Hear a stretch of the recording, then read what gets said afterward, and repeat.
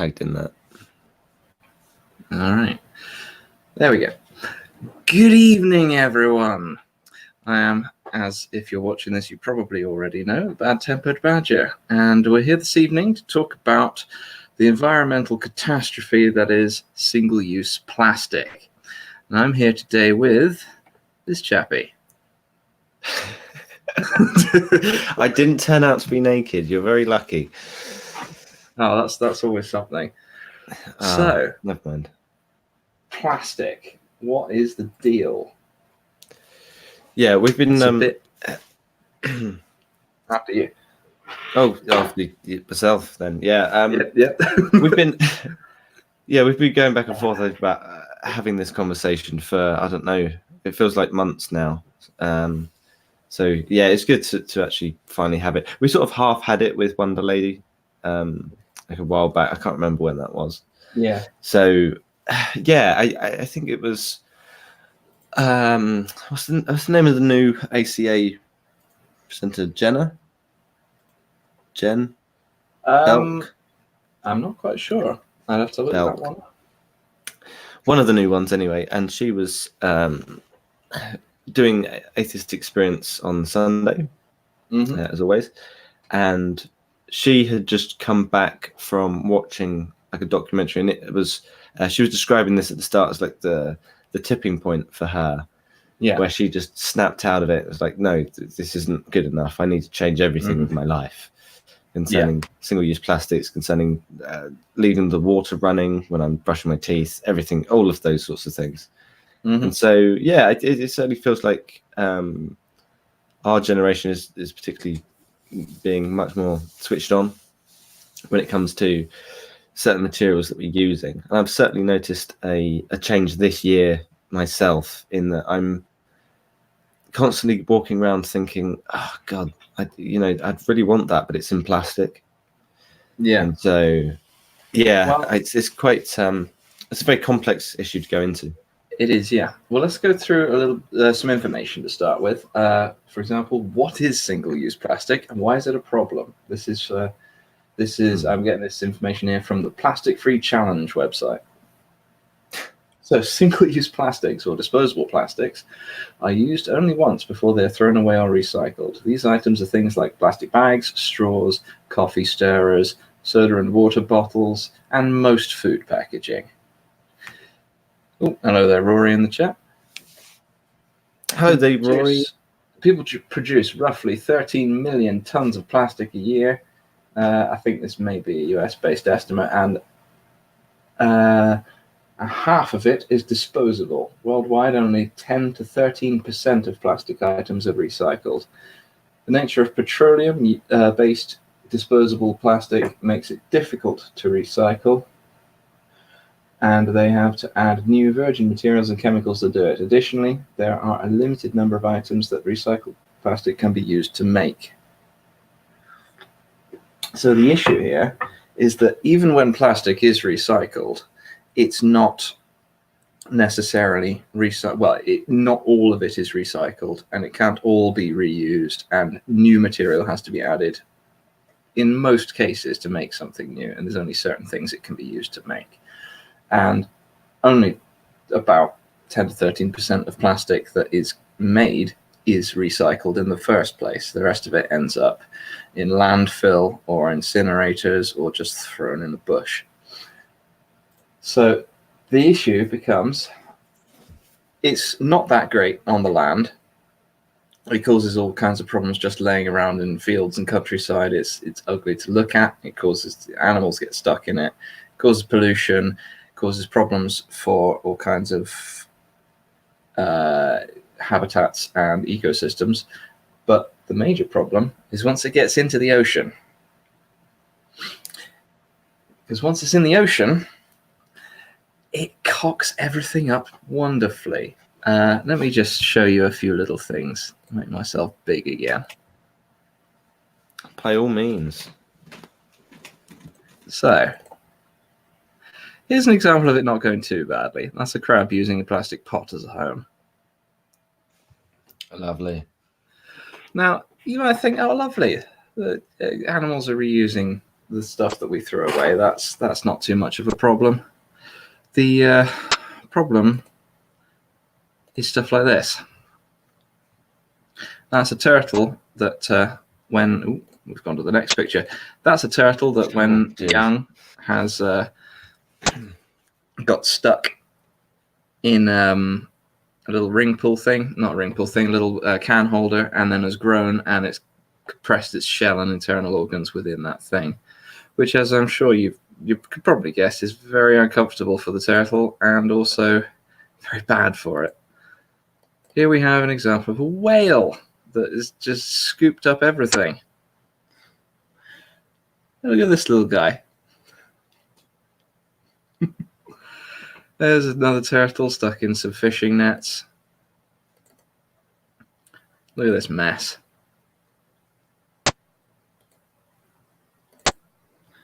And one of these, oh, there it is, all collected along a beach. I think this, I watched a little documentary about a beach in India where they used to be able to just line up stuff and clean the nets on the beach, but no, can't do that anymore.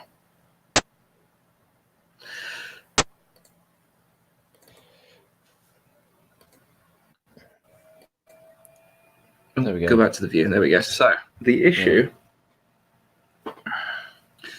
is once it's in the ocean, it's an absolute disaster for wildlife. The bigger bits, wildlife gets stuck in it, or bigger things like whales scoop it up and it clogs up their digestive system so they can't digest the plankton they're actually trying to eat. And smaller bits get ingested by smaller animals, particularly birds that can't, for example, the albatross can't necessarily tell plastic apart from what it's trying to pick up and feed to its young.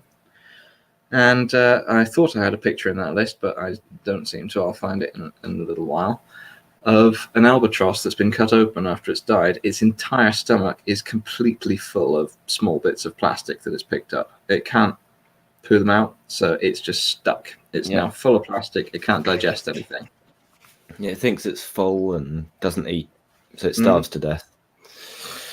Yeah, it's terrible. I think I'm not sure if that specific whale example. I know there was definitely an art installation at some point that was like it, but I mean it's still realistic. I'm not necessarily saying that exact image is an authentic image, but that is the sort of thing that you can see along beaches. I think whales tend to they may have put some more in the mouth for the image at the very least. But that's an illustrative example of what I'm talking about. The whales will ingest a lot of plastic, which will clog up their stomachs and prevent them from actually digesting the plankton that they're trying to eat, and also cause damage to the filtering things in the mouth. Yeah, so much to say already. I mean, to go into the most striking example I can think of is because sometimes these sorts of images are just too distant. They're over there somewhere, and so people don't realize the effect it has on them. But what happens is when these plastics end up in the ocean, they end up breaking down into just smaller bits of plastic, and then that gets ingested by plankton and things like that, and then that's in the food chain. And then it eventually gets to the point where there's stories of dolphins that can't feed their young because their milk has been turned poisonous because of the plastics that have ended up going from plankton up through the food chain into the fish that we eat, and eventually it will start affecting us. So it's a very serious thing. There's another problem with coral reefs, where not directly due to plastics, but due to the process of making plastics, which requires oil extraction from all over the world, coral reefs are being the chemical makeup of the sea and temperature of the sea in the areas where coral reefs naturally occur is adversely affected to an extent that coral reef, the small animals that create coral reef can't properly form, which causes gradually over time the reef to die and all the animals that are reliant on it for their habitat to follow it.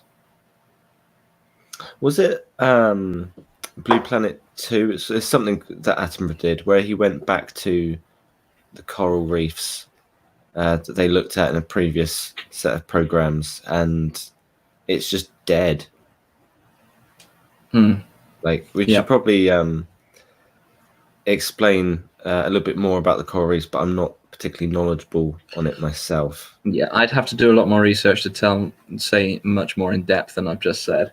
But what I can tell you is how plastic gets into the ocean. The problem with plastic is there are lots of different ways that it travels around because it's quite light and it can float. In some forms of it will float, some forms of it will sink, so it can get to just about every level of the ocean. Throwing plastic in the bin when it could be recycled, so it ends up in landfill. Plastic you put in the bin ends up in a landfill. When rubbish is being transported to landfill, plastic is often blown away because it's so lightweight. From there, it can eventually clutter around drains and enter rivers and the sea. Littering. Litter dropped on the street doesn't stay there. Rainwater and wind carries plastic waste into streams and rivers and through drains. Drains lead to the ocean. Careless and improper waste disposal is a big contributor. Illegal dumping of waste adds greatly to the plastic surge in the sea. Products that go down the drain. Many of the products we use daily are flushed down toilets, including wet wipes, cotton buds, and sanitary products. Microfibers are even released into waterways when we wash our clothes in the washing machine. They are too small to be filtered out by wastewater plants and end up being consumed by small marine species. I've lost my line. There we are. Eventually, even ending up in our own food chain. Positive move in recent months was a ban on microbeads in rinse-off cosmetic and cleaning products introduced by the UK government. But it's not enough. It's a start. It's not an end.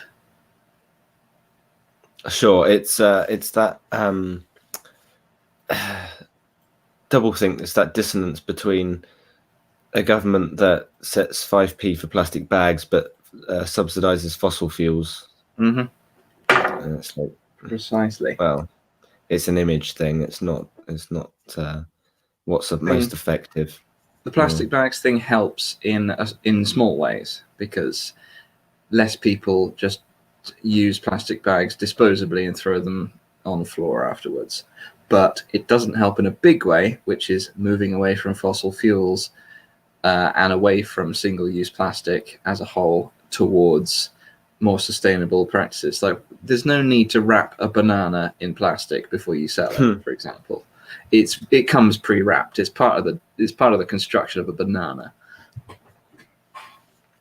Sure. I don't know if I can screen share. I think there is a button to screen share. I think I did that. Yeah, I think I did that last time. I'm gonna have to take a moment just to try and find this. It's still just my face right now, but I'll put it back. Just momentarily. I will go to find that example that I gave you last time about the broccoli. Oh yeah, but the thing with plastic wrapping is things are wrapped in layers and layers and layers of plastic. For example, if you think about like a microwavable ready meal, how many layers of plastic are involved in that? And it's the problem is not just two. Yeah, the problem is not just that it's layers upon layers of plastic. The problem is that it's different kinds of plastic. If all the manufacturers of different kinds of products, let's say all the manufacturers making microwavable meal containers used the same blend of component parts to make their plastic, those could be much more easily recycled and reused. The problem is all the manufacturers use different blends of component parts in different levels to make the plastic for the same jobs. So they're not interchangeable and they can't be recycled interchangeably with each other. So a lot of them just end up thrown in the bin. And then you've got the problem of separating everything. It's not just an automatic process. People have to do that. There are automated things for some of it, but some of it is people in plants peeling bits of plastic off each other so that they can be either thrown away or reused. Yeah, I agree. Sorry, it's just come up with something so I can screen share, but it also says share audio. So I think I can still hear you. If you lose my audio in pressing this button, then I'll let you know. Right. I can press that. Oh, no, it's come up as a separate thing. There we go. Oh, that's excellent then. Marvelous. Look at that. Right. So, I got an email from Tesco because Tesco being a national supermarket brand in the UK, and I can get that up actually, whereby I can try and find that. And what that is, there's an email that has come back to me saying, so basically, here we are. Thanks for contacting myself at Tesco customer service. Our packaging will be fully recyclable by 2025, and the use of hard to recycle materials from UK packaging by the end of 2019, which is this year. Half packaging weight by 2025 compared to 2007 levels. All paper and board used will be 100% sustainable by 2025, and it goes into much more detail about removing polystyrene from our fish packaging and that sort of thing. But at the moment, I'm sure people can see the broccoli loose example. For those that are regularly frequent my podcast and you see the occasional command in the comments of broccoli, and then it sends back, shut the fuck up.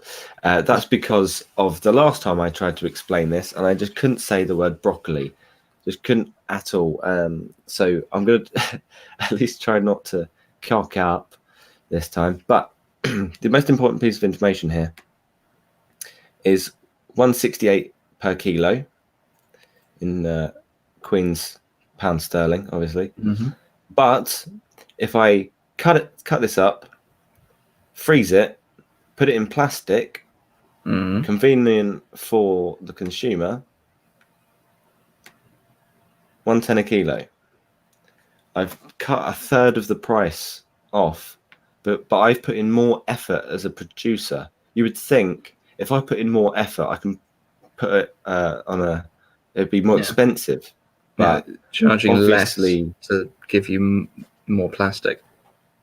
Yeah.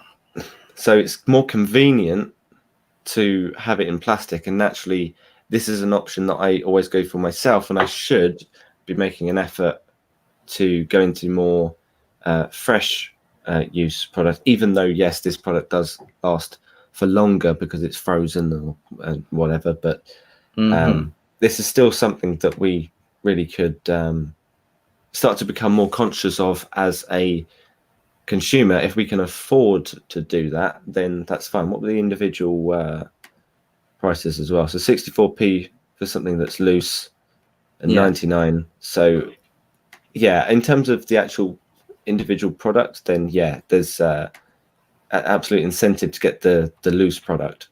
But in terms of convenience, it's what is near as makes no difference on what is not really an offer, but it's a pound. And so people will just go, yeah, pound for broccoli, pound for cauliflower, pound for this, pound for that. Easy, done. Sorted. You know? So what would help there with the reduction of single-use plastic would be to make the one with less plastic the more affordable option. And considering that it has less production involved, you would think that would be sensible. You just got to get the broccoli, put it on the shelf. Yeah, pretty much. Hello to everybody in the comments as well. Hello, Spooky and Best Name and Brian, and Zara has joined us as well. Hello, Zara. Hey. Make her a mod so she can ban people. But yeah, sorry, where were we? Plastic. Well, broccoli we were at.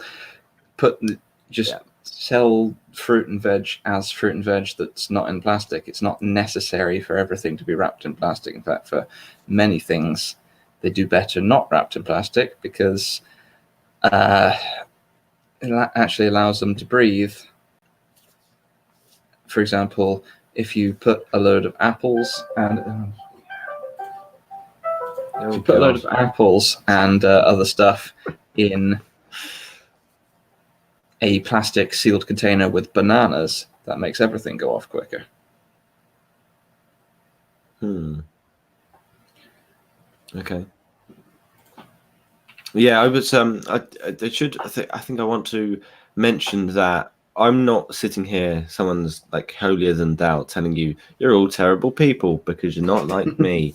I'm just admitting to what I'm doing. I mean, I can show you. Oh no. Within arm's reach, I've got a packet of Pringles, and it's a plastic. Where is it? Yeah, There's the camera. single-use plastic lid. That plastic. Single-use plastic lid. I do always just throw it in with the recycling because this is like, I mean, it's 99%. Where's the camera? 99% cardboard anyway. Hang on. There you go. Oh, there we go. Now you're not Excellent. showing it. I've made you big. Buy plastic. Yeah. So this is a cardboard bit. There's also these very odd, what feels like. I mean, that's just shiny cardboard, and then on the inside there's also a shiny. Well, if you point the inside towards the camera, what you end up with a Pringles tube is you have Pringles all over my laptop. You end up with Pringles all over your laptop, but you also end up with a cardboard tube that has essentially a metal-lined interior because it will have a layer of foil in it for the shininess.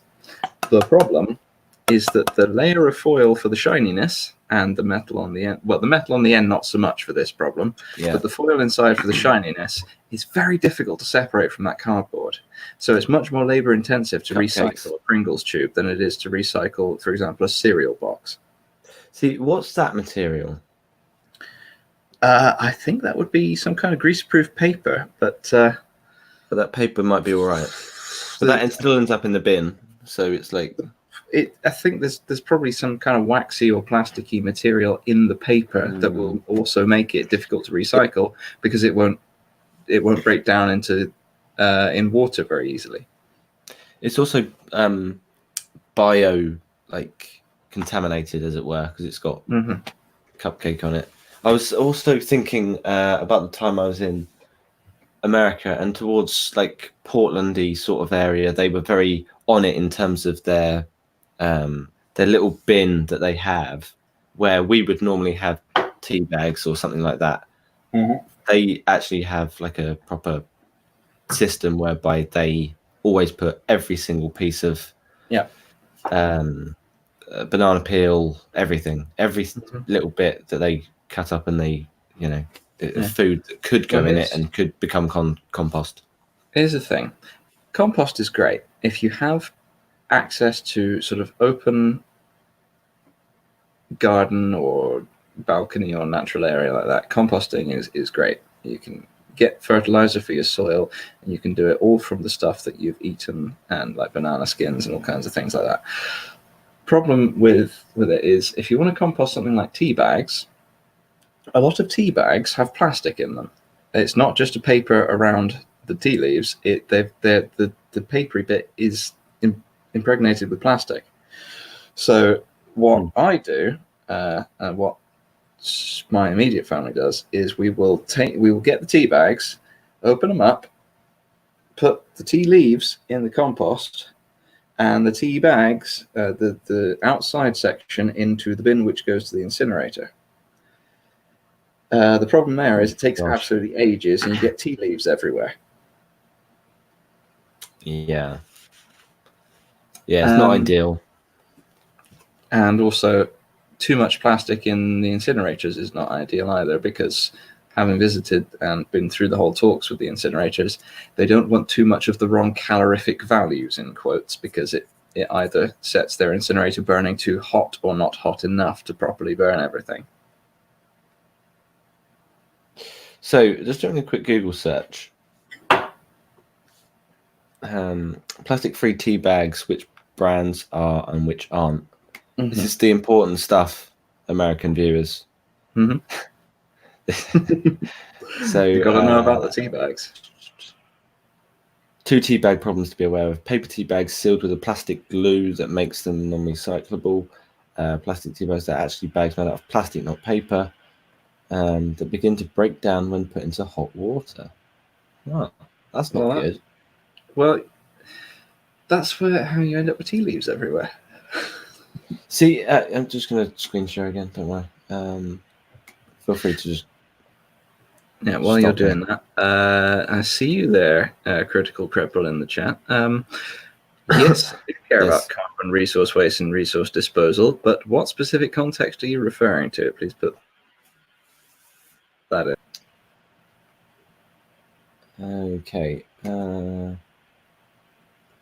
I don't want to subscribe to Country Living. Go away. Oh, that's going well. Right. Okay, could you see that? Sorry. Now we can. Oh, brilliant. Yeah, so it's just got different examples. This is a really odd one. Why they had to tag it teabag in case we didn't know. But this is like a really like proper plastic one. That's just odd. And I suppose this one's glued shut. But it's trying to oh god, this is just horrible formatting. To say PG tips, that's the ones I'm drinking at the moment. Yeah, I'm a PG tipper. I've got a couple of the monkeys about here actually. So tea bags with plastic. Information based on research may have changed since publication. So PG Tips is their Tetley's Yorkshire tea, Twinings, big brands. Yeah, I mean Stephen Fry did the Twinings adverts a while back, so I better keep taking the tea leaves out of the bag and putting the bag in the incinerator there. Shit, that was July this year. Okay, I was hoping that was like out of date. Never mind. But that's interesting. And then tea bags without plastic are things I've never heard of. I mean, to be honest, the word Waitrose is just expensive enough before you add the word Dutchy as well. I'm going to have to think about some of that, actually. I'm going to have to think about that. Maybe, I think the only thing that we can really do... I'll stop showing adverts. The only thing we can really do is lobby for either those companies to change tax or specifically for the government to impose it on those particular companies to go, say, if there's a certain amount of your packaging uses plastic, then that's an extra, like a plastic tax on top of the sugar tax that we've recently had with soft drinks. I'm not sure if they did that in America. That was a UK thing, wasn't it? You might be. You're right. I roboted for a second. Yeah, I now can't find the picture I was looking for. So, okay, there we go.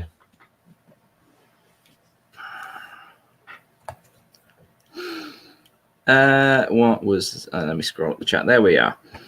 Rory Herbert, there I see you mentioning Battenberg packaging. Well, the kinds of Battenbergs that I get, they come in a single-use plastic outer section and a cardboard inner section. So the plastic outer section is not, because of the kind of cellophane it is not really recyclable. So that ends up in the bin in the incinerator. Whereas the cardboard inner section either ends up in the recycling or the compost. The problem is that it often doesn't end up in the recycling because the jam in the Battenberg kind of soaks into it, and then it ends up being all floppy and icky and sticky because of the sugar. So I often put it in the compost, not mulch down with everything else. I just wanted to, oh gosh, I was now looking at this, an alternative. So you could probably get your food shop delivered with various different things, like all sorts of groceries, not just food, health and beauty, that sort of thing, where there's quite a lot of single-use plastic used there, particularly your makeup in the morning, that sort of thing. Well, I have to. Not that anyone sees it, obviously.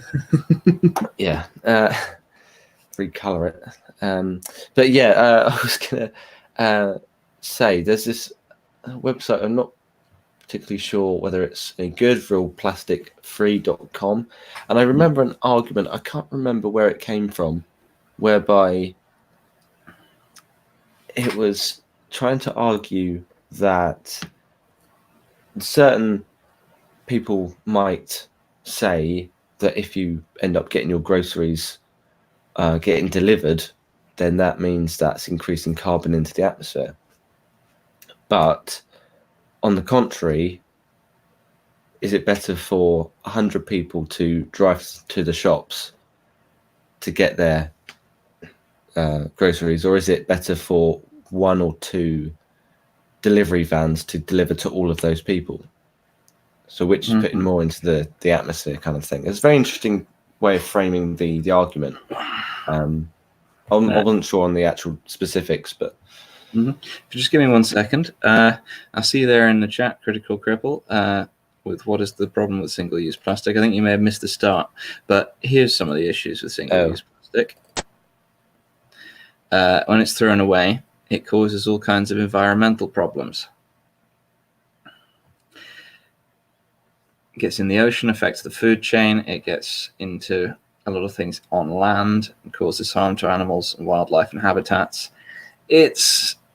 Once it's out of its life cycle as being useful for humans, it's harmful all around. So that's my quick slideshow of why it's a bad thing. It doesn't biodegrade. It's there forever, causing issues.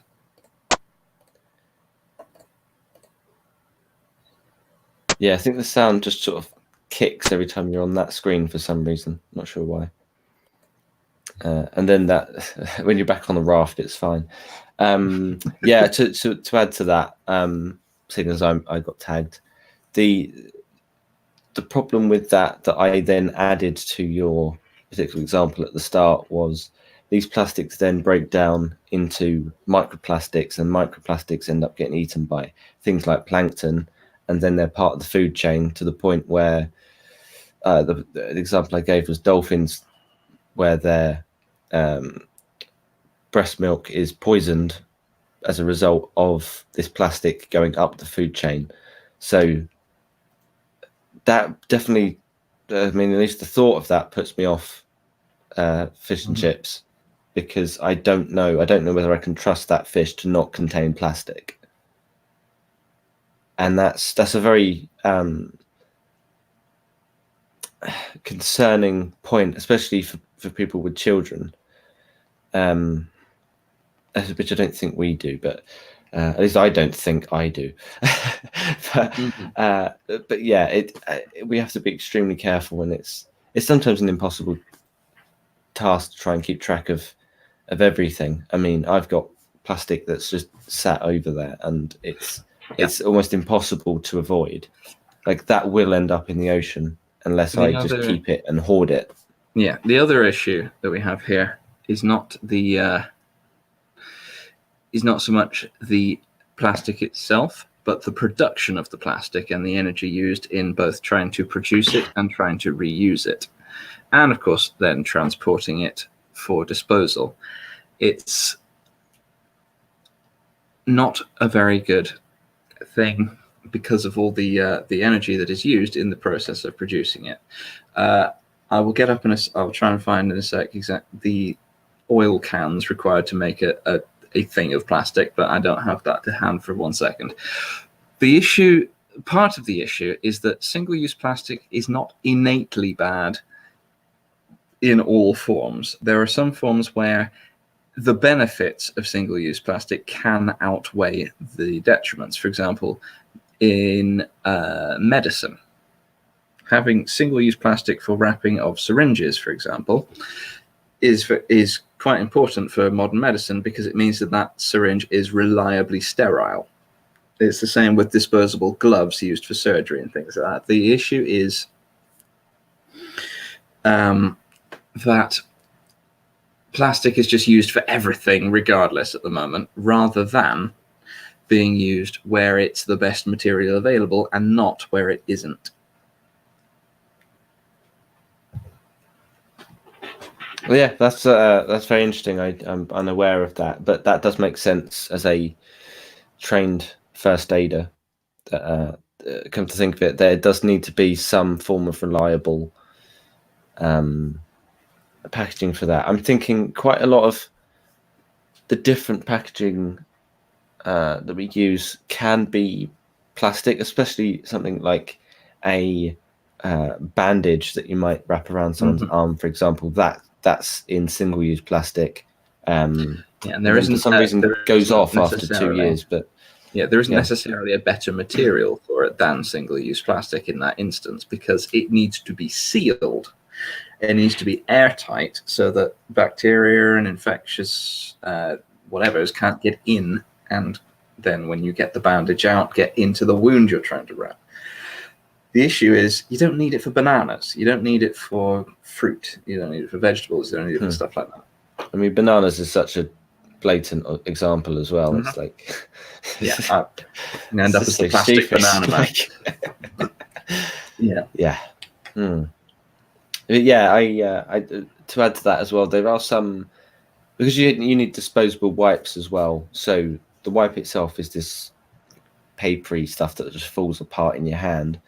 It's very wet, but that's in like a paper, in a foil kind of jobby, and so it's sort of half card, and then it's just flimsy enough to be paper, but you rip it and the inside has to be foil.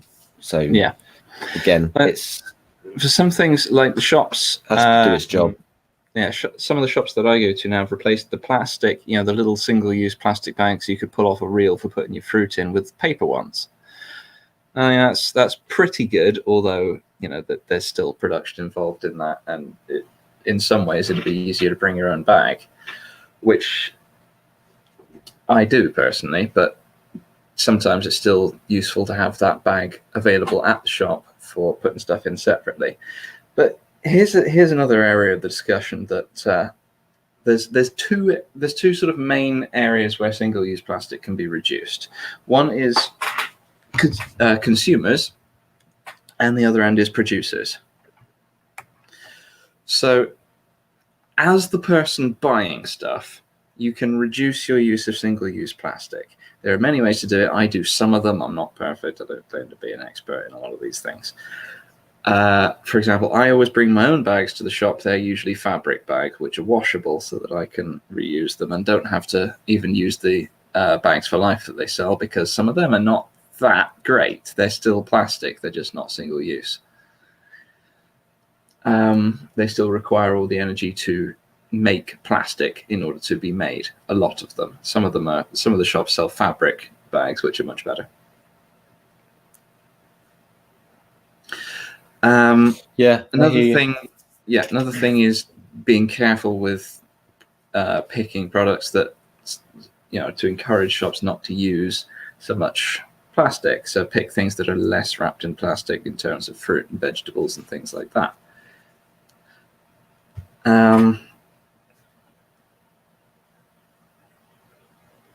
There's various comments from Critical Cripple, aka Dave, in the comments saying about fabric bags. If you throw away a fabric bag, for example, a bag made of cotton. Okay. I mean, if you throw away material was just awful anyway, but if you throw away a fabric bag every time you use it, then it's going to be much worse than a single-use plastic bag. But why would you throw your bag away every time? True. The point thing I was going to say about the point isn't. Just before you carry on, the point isn't just the material. The point is the practice of using it. It's stop having your single. It's not move necessarily just away from plastic bags. It's move away from it being a single-use item.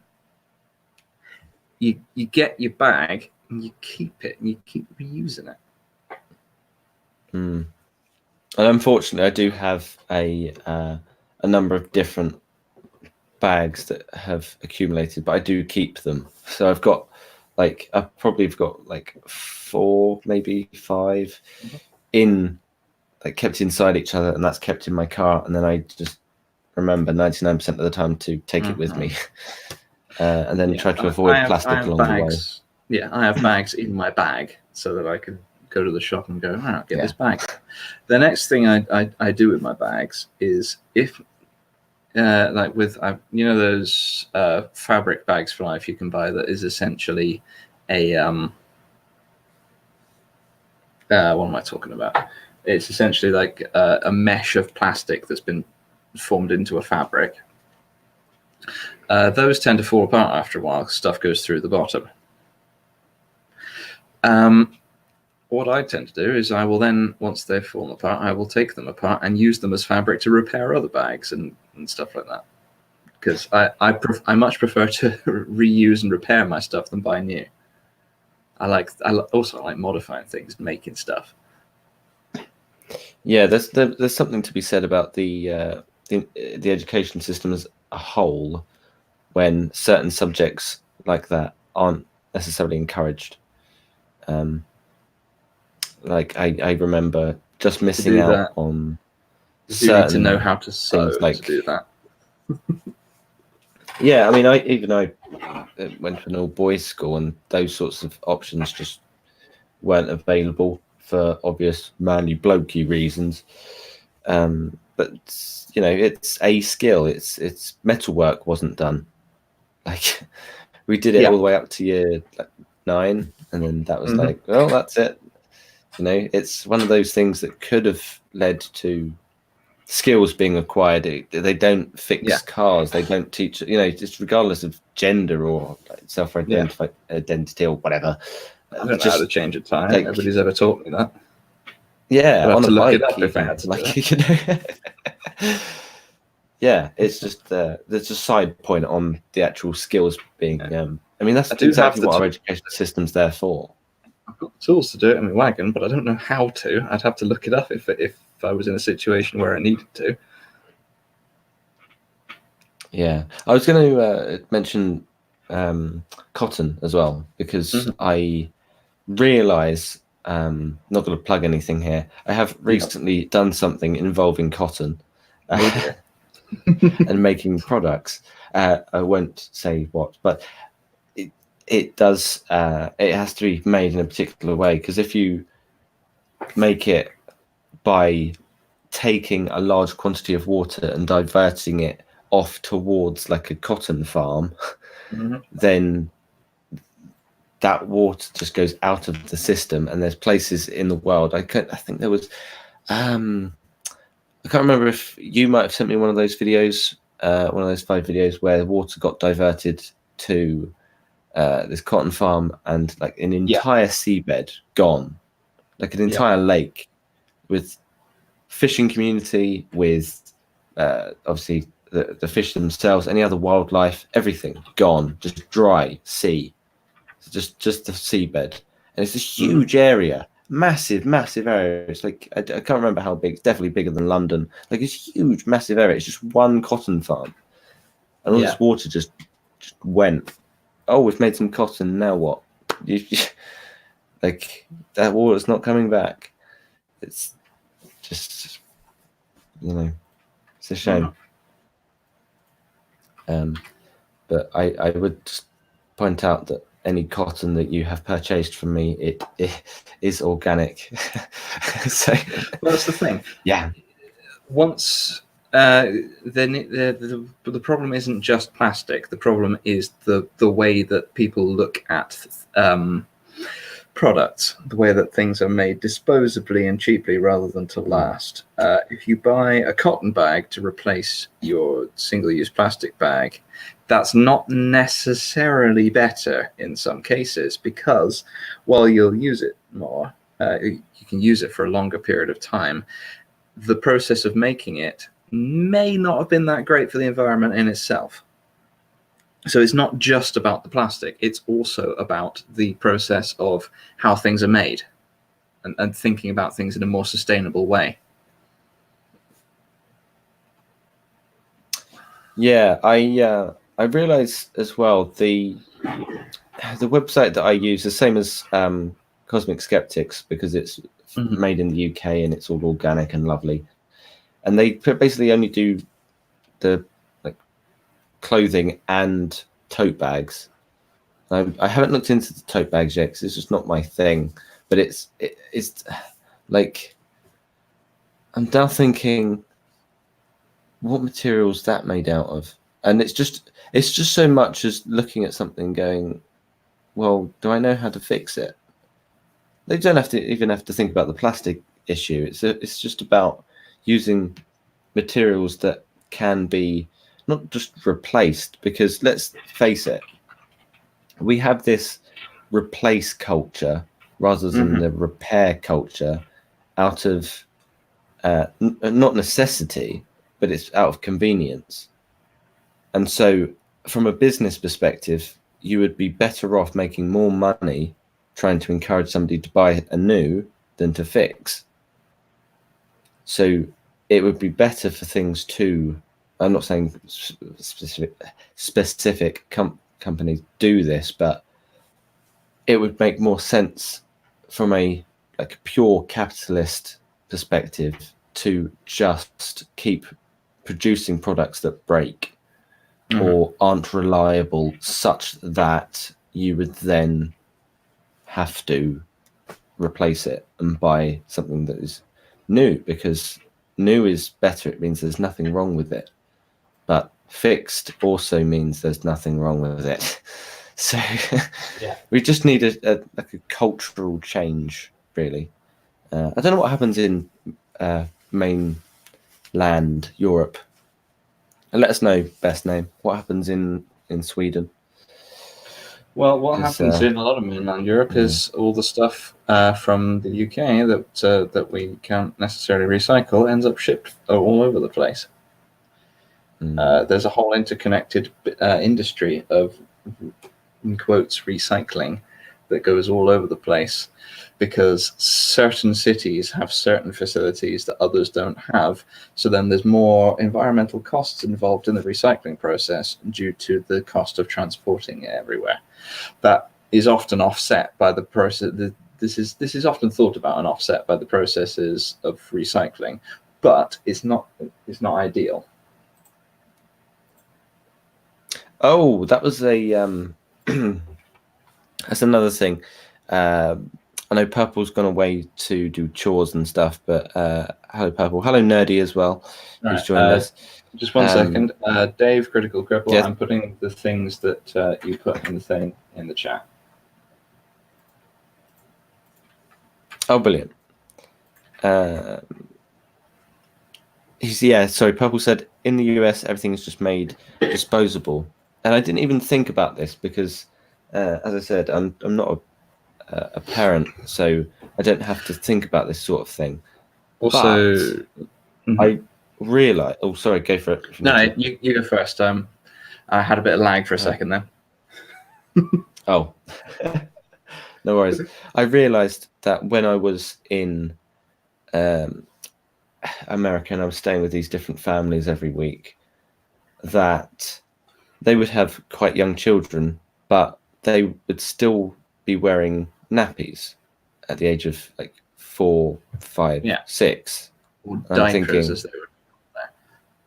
Yeah, so I'm thinking, how does that actually happen? And the way it happens is the materials that are used in those sorts of nappies contain a fair amount of plastic or whatever, but it's just made for comfort.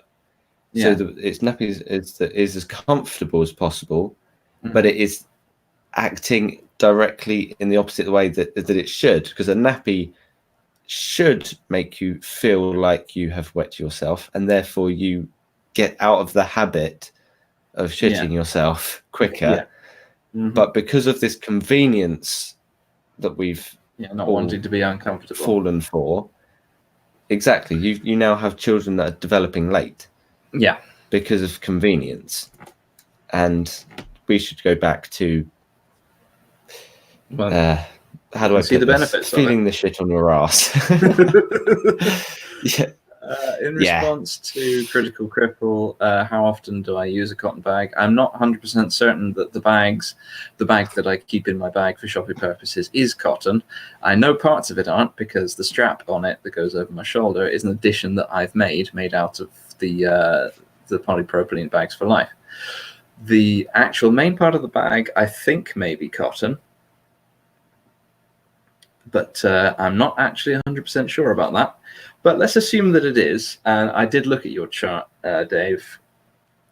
saying how many times I would need to use a cotton bag for it to be more environmentally friendly than using a disposable one.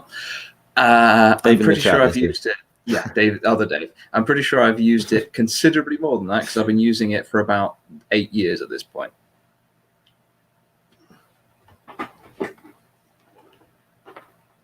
Oh, another point I could bring up, if I may. Yep. Go on. I'm just going to mute myself a sec while I sort this out. Yeah, that's fine. The thing with coffee cups as well.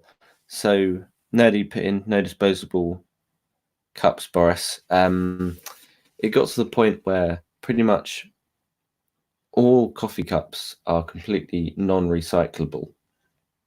They again have this film which makes them waterproof, and it's basically, I mean, you can feel it. It's not card that's going to just fall apart in your mouth.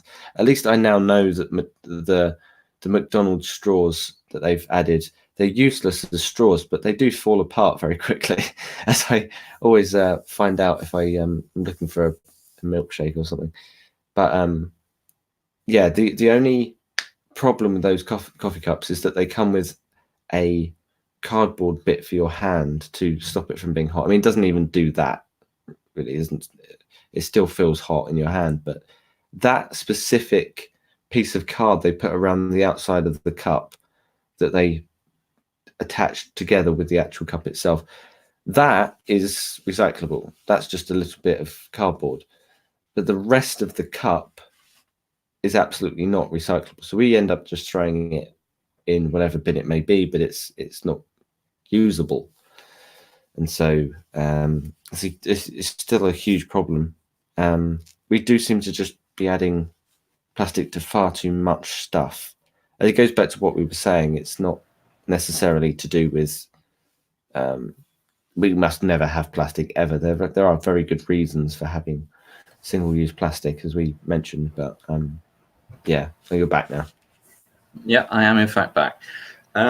Yeah, so that's the thing with the single-use plastic.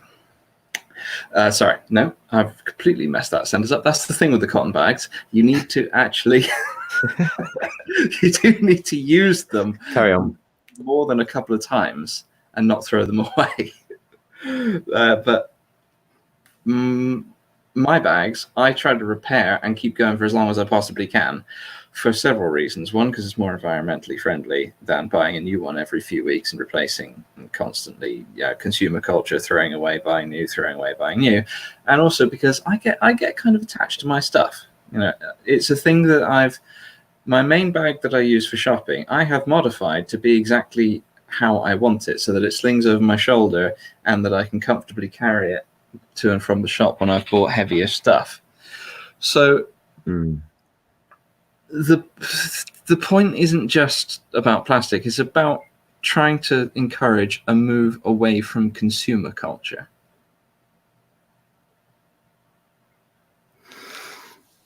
Yes, I suppose and that can be the problem, because then it's not too much of a step to say, oh, Greta Thunberg has been told all this stuff by her parents. She's been indoctrinated into communism.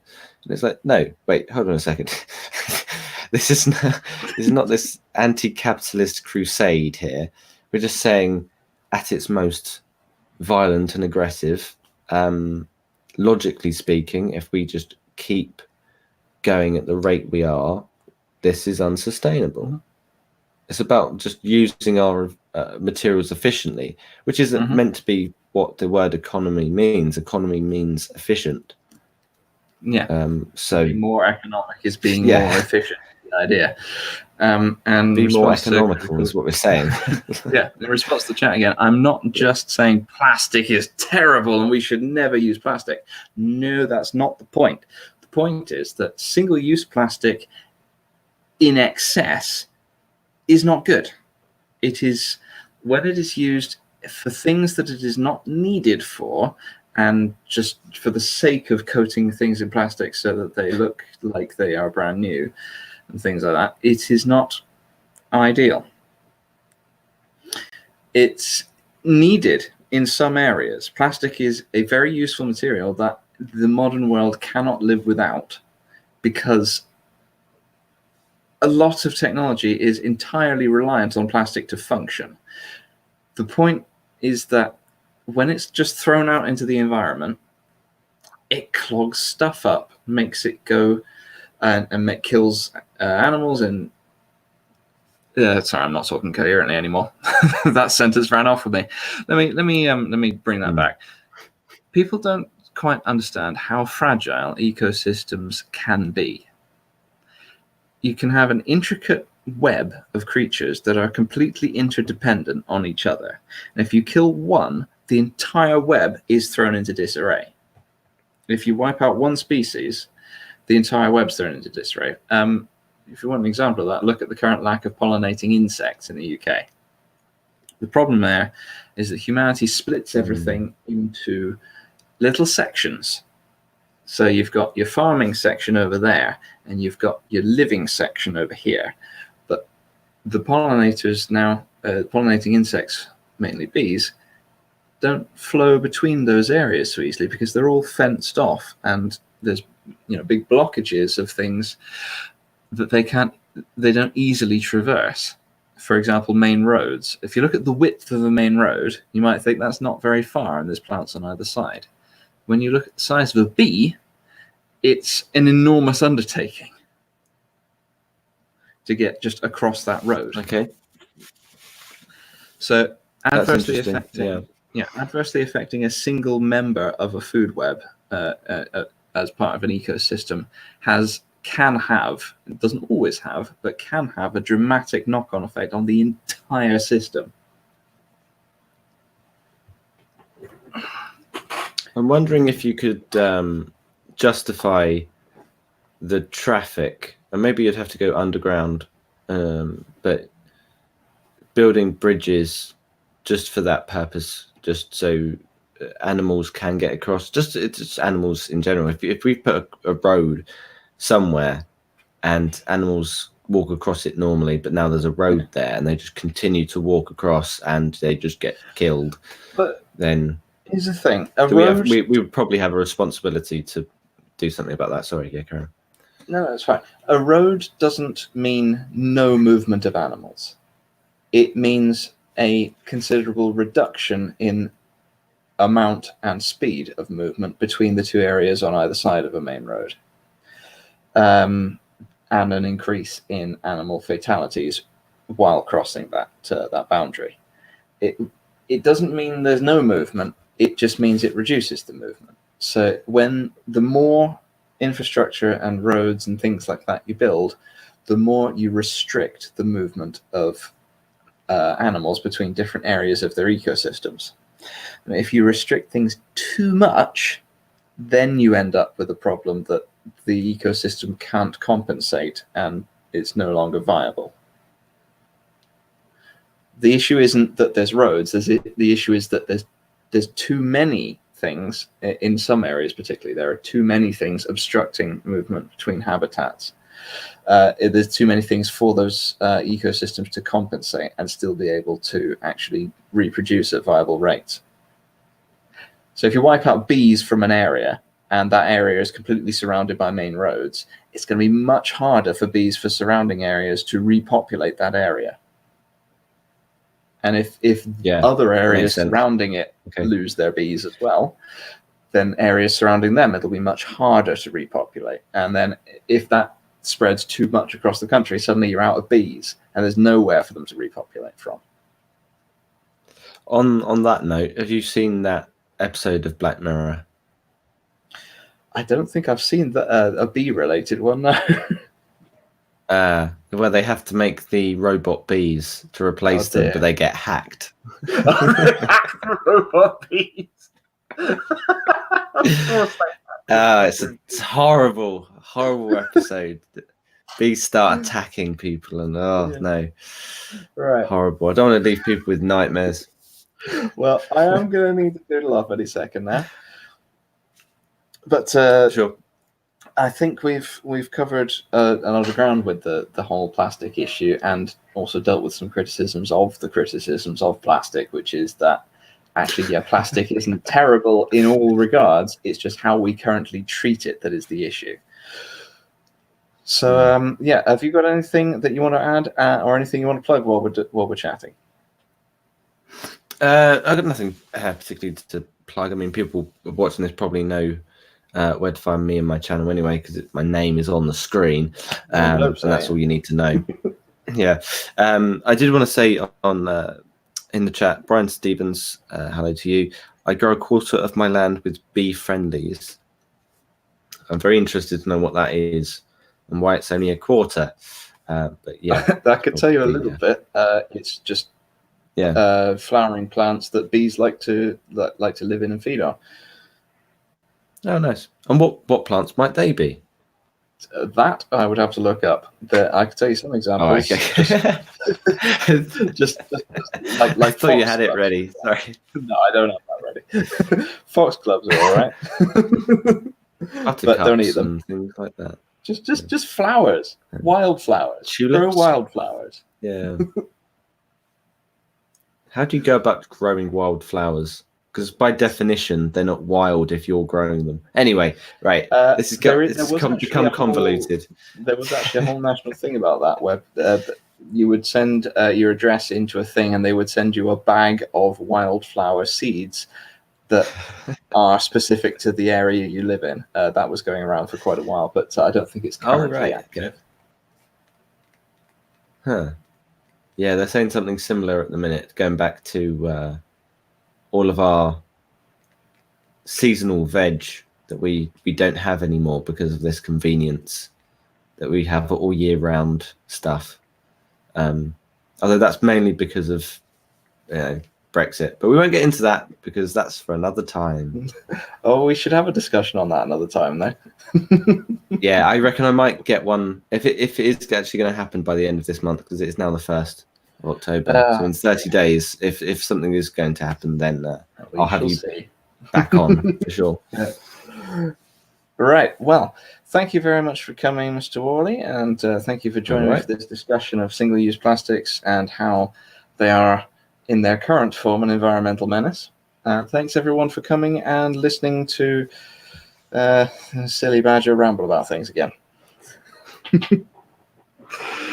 Right. Nice to see everyone, and thank you very much. Take care.